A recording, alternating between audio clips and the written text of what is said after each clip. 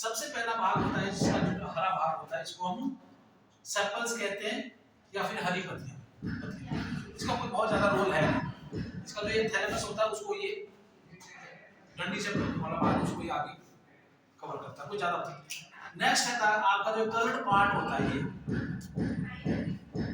जो रंगीन पार्ट होता है उसको कहते हैं अंकुरियां, इंग्लिश में बोलते हैं सेपल्स। और उसके बाद ये जो पार्ट है, ये आपने देखा होगा फ्लावर में, ये जो इसको तंतु कहते हैं, और ऊपर जो ये थोड़ा सा चौड़ा पार्ट होता है इसको हम पोलन सेक यानी कि परागकोश कहते हैं, और इसके अंदर छोटे छोटे पाउडर लाइक सब्सटेंस होता है जिसको पोलन ग्रेन्स परागकण कहते हैं। अब उसका क्या कार्य है ये सूर्य नाम। फिर आ जाता है अंदर, इसको मेन पार्ट है, मादा भाग है ये, सॉरी नर भाग है, नर भाग है इसका।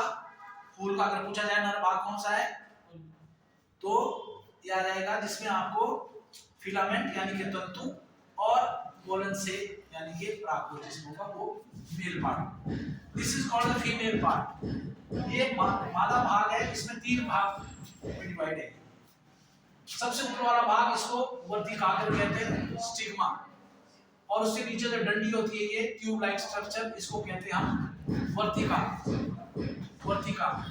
और लास्ट में होती है ओवरी, जिसमें ओवरी इसको अंडाशय कहते हैं, और इसके अंदर होते हैं छोटे छोटे बीज लाइक स्ट्रक्चर जिसको बीजांड कहते हैं।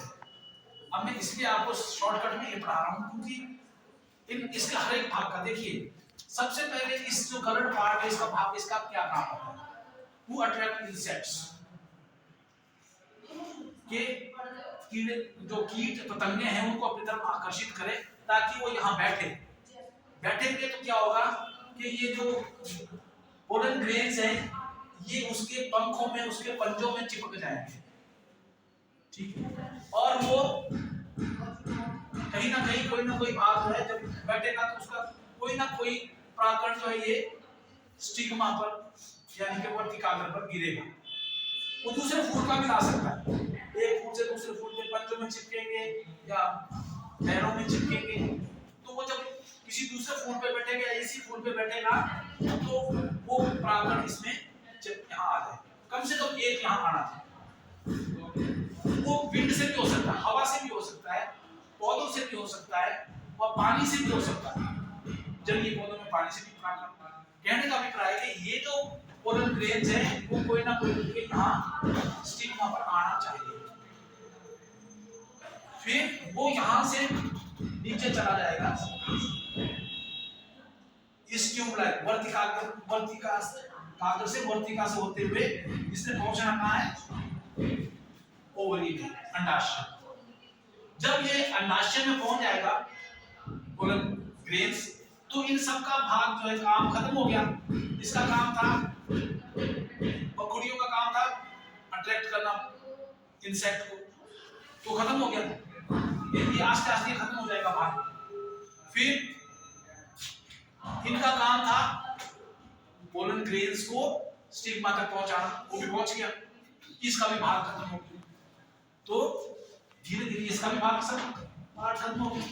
ये आस्ते आस्ते जैसे जैसे इनके कार्य खत्म होते जाते हैं ये वो भाग भी खत्म होता जाता है। अब आपका जो पराग कण यानी कि पोलन ग्रेन कहां पहुंच गया, उसको कहते हैं पॉलिनेशन। पोलन ग्रेन्स का स्टिग्मा तक आना पॉलिनेशन, परागण। और उसका यहां ओवरी में पहुंचकर इससे ओव्यूल से मिलके उसको कहते हैं फर्टिलाइजेशन। फर्टिलाइजेशन यानी कि निषेचन।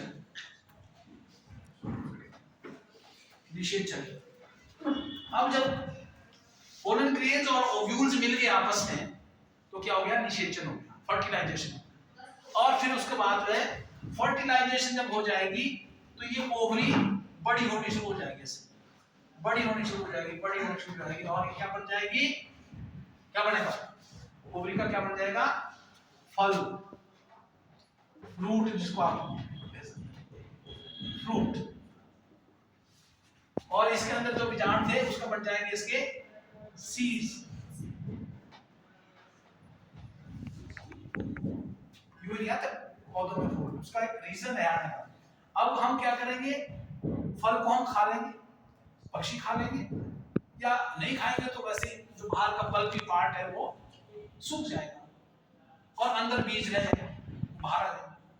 वो बीज दोबारा से जमीन में चले जाएंगे, वहां से भी उग जाएगा पौधा, वहां से नया पौधा हो गया, पौधा फिर बड़ा हो जाएगा, फिर उसके फ्लावर्स आएंगे, फ्लावर्स से फिर वही पार्ट्स आ जाएंगे, पार्ट्स आएंगे, फिर वही पहले पॉलिनेशन होगा, स्टिग्मा पर पोलन ग्रेन्स आएंगे, वहां से वो स्टाइल से होते हुए ओवरी में आएंगे, वहां फिर फर्टिलाइजेशन होगी, फिर उसका ओवरी का फ्रूट बन जाएगा। तो इसको कहते हैं एक प्रोसेस जिससे प्लांट बनते हैं, और वो किस तरह से फूल, किस तरह से फ्रूट बनाता है और बीज बनाता है, वो प्रोसेस अब आज मैंने आपको बताया संक्षिप्त में, पता चला? ठीक है, समझ में आया कुछ? चलिए अब आ जाते हैं